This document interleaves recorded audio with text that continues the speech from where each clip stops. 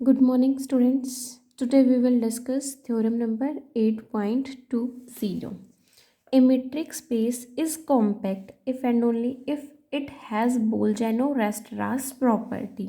एक metric space compact अगर है तो उसके पास बोल्जानो-वेस्ट्रास प्रॉपर्टी होगी, और अगर किसी मीट्रिक स्पेस के पास बोल्जानो-वेस्ट्रास प्रॉपर्टी है तो वो स्पेस हमारा कॉम्पैक्ट जरूर होगा। फर्स्ट हम मान के चलते कि एक्स डी हमारे पास कॉम्पैक्ट मीट्रिक स्पेस है, और हम प्रूव करके दिखाएंगे स्पेस के पास बोल्जानो-वेस्ट्रास प्रॉपर्टी है। अब बोल्जानो-वेस्ट्रास प्रॉपर्टी है क्या कि स्पेस के हर इनफाइनाइट सबसेट का एक लिमिट पॉइंट जरूर होगा। अब हमें दिखाना तो ये है कि सेट के हर इनफाइनाइट सबसेट का एक लिमिट पॉइंट आए, बट हम इसका उल्टा मान के चलते हैं कि स्पेस के पास बोल्जानो-वेस्ट्रास प्रॉपर्टी नहीं है। अगर बोल्जानो-वेस्ट्रास प्रॉपर्टी नहीं है तो स्पेस का एक ऐसा इनफाइनाइट सबसेट एक्स ऐसा जरूर आएगा such that A has no limit point in X, कि ए का एक्स में कोई भी लिमिट पॉइंट ना आए। अब देखो, अगर कोई भी पॉइंट किसी सेट का लिमिट पॉइंट बने ना तो उसके लिए हमारे पास ये कंडीशन होती है। मीन्स अगर एक्स को मुझे ए का लिमिट पॉइंट चेक करना है तो एक्स ए का लिमिट पॉइंट कब बनेगा, जब एक्स पॉइंट को कंटेन करने वाली नेबरहुड एन एक्स की इंटरसेक्शन ए के साथ minus this singleton x is not equals to phi आ जाए। अगर ये इंटरसेक्शन नॉन एम्प्टी है तो ये एक्स पॉइंट ए का लिमिट पॉइंट बनेगा, बट अगर एक्स ए का लिमिट पॉइंट नहीं है तो ये इंटरसेक्शन नॉन एम्प्टी नहीं आएगी। मीन्स ये फिर एम्प्टी आएगी, इज इक्वल्स टू फाइव। अब ये इंटरसेक्शन फाइव कब पॉसिबल है, इस एन एक्स और ए की इंटरसेक्शन या तो एक्स आ जाए या ये फाइव आ जाए, क्योंकि अगर एन एक्स और ए की इंटरसेक्शन एक्स होगी तो एक्स में से एक्स को माइनस करेंगे फाइव बनेगा, और N x intersection A five आ जाएगी तो फाइव में से कुछ भी माइनस कर लो वो हमेशा फाइव ही रहता है। मीन्स जब कोई पॉइंट लिमिट पॉइंट नहीं है तो पॉइंट को कंटेन करने वाली नेबरहुड्स और जिस सेट के लिए लिमिट पॉइंट हम बोल रहे हैं उनकी इंटरसेक्शन में मैक्सिमम एक एलिमेंट कॉमन हो सकता है, मैक्सिमम। तो यहाँ पे हम यही कंडीशन यूज़ करेंगे। अब अगर ए का कोई भी लिमिट पॉइंट नहीं है एक्स के अंदर, then for every X belongs to X. अब एक्स के अंदर कोई भी लिमिट पॉइंट नहीं है तो एक्स के हर एक्स के लिए हमारे पास एक नेबरहुड एन एक्स ऐसी जरूर आएगी जो ए का केवल एक ही पॉइंट कंटेन करेगी, उससे अलग कोई पॉइंट नहीं कंटेन करेगी। ये वाली कंडीशन कि एन एक्स और ए की इंटरसेक्शन मैक्सिमम एक्स एलिमेंट आ सकती है, मोर देन वन एलिमेंट नहीं लेगी। तो then for every X belongs to X there exist an open neighbourhood N X of X which contains no point of A other than X, that is N x intersection A is equals to singleton X. अब देखो, ये N x इस x के हर point के लिए एक neighbourhood आ रही थी ना। मीन्स मान लो एक्स के अंदर हमारे पास x1 x2 x3 x4 ये पॉइंट्स है, तो इन चारों पॉइंट्स के लिए एक नेबरहुड nx1 nx2 nx3 और nx4 आएगी। अब x1 इसमें है, x2 इसमें, x3 इसमें, x4 nx4 में है, तो ये nx1 2 3 4 ये सारी नेबरहुड्स पूरे x के पॉइंट्स को कवर कर लेंगे। अगर ये कवर कर लेंगे तो ये nx इन नेबरहुड्स की कलेक्शन x के लिए क्या बन जाएगी, कवर। तो आगे इसने यही लिखा, thus the collection N X such that X belongs to X forms an open cover of X. अब ये कलेक्शन एक्स के लिए कवर बना रही है और एक्स को हम कॉम्पैक्ट लेके चले थे। अगर कोई स्पेस कॉम्पैक्ट है तो उसकी कवरिंग हमेशा रिड्यूस हो जाती है फाइनाइट सब कवरिंग में। तो इनमें से हमारे पास कुछ फाइनाइट मेंबर्स ऐसे आ जाएंगे जो पूरे एक्स को कवर कर लेंगे, तो हमने उनको मान लिया nx1 nx2 nxn, इस तरीके से कि x1 इसमें है, x2 इसमें है, xn इसके अंदर है। सो nx1 nx2 nxn x को कवर करेंगे, दैट मीन्स x सबसेट हो जाएगा nx1 union nx2 union nxn का। अब a सबसेट है एक्स का और एक्स इस यूनियन का सबसेट है, तो ए खुद भी इस यूनियन का सबसेट बन जाएगा, which implies A is subset of union of N x i's since each N x i contains at most one point of A. और अभी हम पीछे कह के आए थे कि ये एन एक्स की ए के साथ इंटरसेक्शन सिंगलटन एक्स आ रहा है, मतलब ज़्यादा से ज़्यादा एक ही एलिमेंट आ रहा है। एन एक्स ये जो नेबरहुड्स हैं ये ए का ज़्यादा से ज़्यादा एक ही पॉइंट कंटेन करेंगे, contains at most one point of A, and so the above inclusions show that A has at most n points। अब अगर ये एन एक्साइज ए का हर एन एक्साई ए का ज़्यादा से ज़्यादा एक पॉइंट कंटेन करता, तो यहाँ पे हमारे पास कितने एन एक्साइज है, एन है, तो ये एन एक्साइज ए के ज़्यादा से ज़्यादा कितने पॉइंट्स को कंटेन कर लेंगी, एन को, और ए इस पूरी यूनियन का सबसेट है। दैट मीन्स कि ए यहाँ पे हमारा कैसा हो जाएगा, फाइनाइट। बट ये तो कॉन्ट्राडिक्शन है क्योंकि हम तो मान के चले थे ए कैसा है, infinite. So our supposition is wrong, और हमने सपोजिशन ये की थी कि ए का कोई भी लिमिट पॉइंट एक्स के अंदर नहीं है, वो रॉन्ग थी। दैट मीन्स कि A has a limit point in x.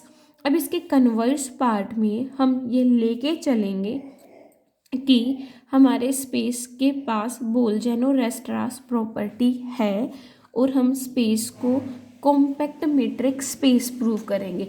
अब स्पेस को कॉम्पैक्ट मैट्रिक स्पेस प्रूव करने के लिए हम यूज़ करेंगे थ्योरम नंबर 8.13। देखो इसमें क्या कहते हैं, a metric space is compact if and only if every collection of closed subsets of X with finite intersection property has a non empty intersection. इनसे कहता है कि अगर x के क्लोज्ड सबसेट्स की कलेक्शन जिसके पास फाइनाइट इंटरसेक्शन प्रॉपर्टी है और उस कलेक्शन की इंटरसेक्शन नॉन एम्प्टी आ जाए तो फिर स्पेस हमारा कॉम्पैक्ट होगा। तो यहाँ पे थ्योरम के अंदर जब हम स्पेस को कॉम्पैक्ट दिखाएंगे ना, तो स्पेस को कॉम्पैक्ट डायरेक्ट प्रूव करने की वजह इस थ्योरम के इस पार्ट को प्रूव करेंगे। हम क्लोज्ड सबसेट्स की कलेक्शन लेंगे जिसके पास फाइनाइट इंटरसेक्शन प्रॉपर्टी है और उस कलेक्शन की इंटरसेक्शन नॉन एम्प्टी शो करेंगे। अगर इंटरसेक्शन नॉन एम्प्टी आ जाती है तो स्पेस हमारा इस थ्योरम से कॉम्पैक्ट हो जाएगा। तो देखो इसके कन्वर्स पार्ट में हमने ले लिया कि every infinite subset A of x has a limit point in x, means x के पास बोल्जेनो-रेस्ट्रास प्रॉपर्टी है। उसके बाद स्पेस को कॉम्पैक्ट दिखाने के लिए थ्योरम को यूज़ करेंगे और थ्योरम को यूज़ करने के लिए हम जी एक कलेक्शन लेंगे क्लोज्ड सबसेट्स ऑफ एक्स की जिस कलेक्शन के पास फाइनाइट इंटरसेक्शन प्रॉपर्टी है, और हम ये शो करेंगे कि इस कलेक्शन की इंटरसेक्शन नॉन एम्प्टी आ जाए। अगर ये इंटरसेक्शन नॉन एम्प्टी आ जाएगी तो उस लास्ट थ्योरम से हम कह देंगे कि हमारा स्पेस कॉम्पैक्ट है। तो इसने क्या किया, for each N let X N belongs to intersection of A i's where i belongs to N. इसका मतलब है कि अगर हम एन को 1 लें तो x1 a1 से आएगा, अगर n को 2 लें तो x2 intersection of i varying from 1 to 2 means x2 फिर a1 इंटरसेक्शन a2 से आएगा। ऐसे ही n को अगर हम 3 लें तो x3 a1 intersection a2 intersection a3 से आएगा। ऐसे ही 4 लेंगे तो x4 a1 intersection a2 intersection a3 intersection a4 से आएगा। This is possible since collection G has finite intersection property, और हर इंटरसेक्शन के पास एक xi जरूर होगा क्योंकि इस कलेक्शन के पास फाइनाइट इंटरसेक्शन प्रॉपर्टी है। Let xn is an infinite subset of x। अब xn means x1 x2 x3 x4 x5 x6 and so on, इस टाइप की हमने एक सीक्वेंस कंसिडर की जो x का इनफाइनाइट सेट बनेगा, और हम मान के चले थे कि x के हर इनफाइनाइट सेट का एक लिमिट पॉइंट x में ज़रूर है, तो इसका लिमिट पॉइंट ज़रूर होगा। दैट मीन्स कि ये सीक्वेंस किसी ना किसी पॉइंट को कन्वर्ज करेगी। हमने मान लिया कि this has a limit point so that is x naught, means X N converges to x naught. अब अगर X N sequence X N naught को कन्वर्ज करती है तो by definition of convergence of a sequence X naught point को contain करने वाली neighbourhood के अंदर इस सीक्वेंस के कुछ पॉइंट्स को छोड़ के बाकी सारे पॉइंट्स जाएंगे। तो आगे इसने यही लिखा है, so for every neighbourhood N of x note there exist integer m such that कि x P belongs to N for all p greater than equals to m. Means अगर m की वैल्यू हम 5 ले लेते हैं ना, तो x1 x2 x3 x4 इनको छोड़ के x5 x6 x7 x8 सारे एलिमेंट्स इस n नेबरहुड के अंदर जरूर जाएंगे। अब देखो यहाँ हम कह रहे हैं कि एक्स पी एन में है हर p के लिए जो m से बड़ा या इक्वल है, बट यहाँ पे जैसे हमने डिफाइन किया था एक्स पी किसके अंदर जाना चाहिए, इंटरसेक्शन ऑफ ए आईज के अंदर, जहाँ पे आई कहाँ 1 से कहाँ तक वेरी करेगा, p तक। That means x P belong करेगा a1 intersection a2 intersection a3 intersection AP। अब पी एम से बड़ा है तो यहाँ पे ए एम यहाँ कहीं होगा इस इंटरसेक्शन के अंदर। अब एक्स पी अगर A1 intersection A2 intersection AP में जा रहा है और M AP से पहले कहीं आया है, तो इंटरसेक्शन में अगर गया तो इंटरसेक्शन के हर सेट में भी होगा। दैट मीन्स ये एक्स पी एलिमेंट फिर AM में भी जरूर जाएगा, hence X P belongs to AM। अब यहाँ पे देखो एक्स पी एन में भी जा रहा है, एक्स पी ए एम में भी जा रहा है, तो ए एम की इंटरसेक्शन एन के साथ नॉन एम्प्टी आ जाएगी। और अगर एन की इंटरसेक्शन ए एम के साथ नॉन एम्प्टी है तो एक्स नोट पॉइंट को कंटेन करने वाली नेबरहुड कौन सी थी, N. Means X naught point को कंटेन करने वाली नेबरहुड एन की इंटरसेक्शन ए एम के साथ नॉन एम्प्टी आ गई, तो ये एक्स नोट पॉइंट इस ए एम के लिए एडहेरेंट पॉइंट बन जाएगा। X naught is an adherent point of A M. अब एक्स नोट अगर adherent point of A M है तो X naught A M bar में जाएगा, क्योंकि किसी भी सेट के एडहेरेंट पॉइंट्स को हम उसके क्लोजर से रिप्रेजेंट करते हैं। और ये ए एम्स ये हमारी एक कलेक्शन थी इन सारे सेट्स की, और ये सारे सेट कैसे थे, क्लोज्ड सबसेट्स थे। और अगर कोई सेट क्लोज्ड है तो उसका क्लोजर उसी सेट के इक्वल आ जाता है। सो ए एम का बार किसके इक्वल आ जाएगा, ए एम के। सो यहाँ से हमारा एक्स नोट किस में चला गया, ए एम में। और एक्स नोट ए एम में हर एम के लिए ये कंडीशन होल्ड करेगी। और एक्स नोट अगर हर ए एम में है तो सारे इन ए एम्स की इंटरसेक्शन के अंदर भी जाएगा। इंटरसेक्शन के अंदर जाएगा तो इन सारे ए एम्स, एम को हम अगर एन से रिप्लेस कर दें तो इन सारे ए एन्स की इंटरसेक्शन में एक्स नोट पॉइंट है, तो ये ए एन्स की इंटरसेक्शन हमारी कैसी आ जाएगी, नॉन एम्प्टी आ जाएगी। सो यहाँ पे हमने ये कलेक्शन कंसिडर की थी क्लोज्ड सबसेट्स ऑफ एक्स की हैविंग FIP, और हमने शो कर दिया कि this collection has non empty intersection.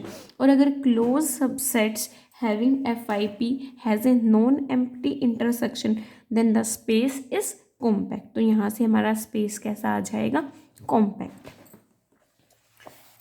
Next इसके बाद अभी तक जो हमने सारी थ्योरम्स पढ़ी थी ना उन्हीं से रिलेटेड है। XD अगर मेट्रिक स्पेस है then the following statements are equivalent. अगर स्पेस मेट्रिक स्पेस है तो X कॉम्पैक्ट है तो X काउंटेबली कॉम्पैक्ट होगा। A to B जाने के लिए हम यूज़ करेंगे आर्टिकल नंबर 8.7 और डेफिनेशन ऑफ कॉम्पैक्टनेस को। ऐसी B से C को प्रूव करने के लिए मीन्स अगर X काउंटेबली कॉम्पैक्ट है और X के पास बोल्जन और रेस्ट्रास प्रॉपर्टी है, B से C प्रूव करें या C से B प्रूव करें, उसको करने के लिए हम यूज़ करेंगे थ्योरम नंबर 8.9 और 8.20।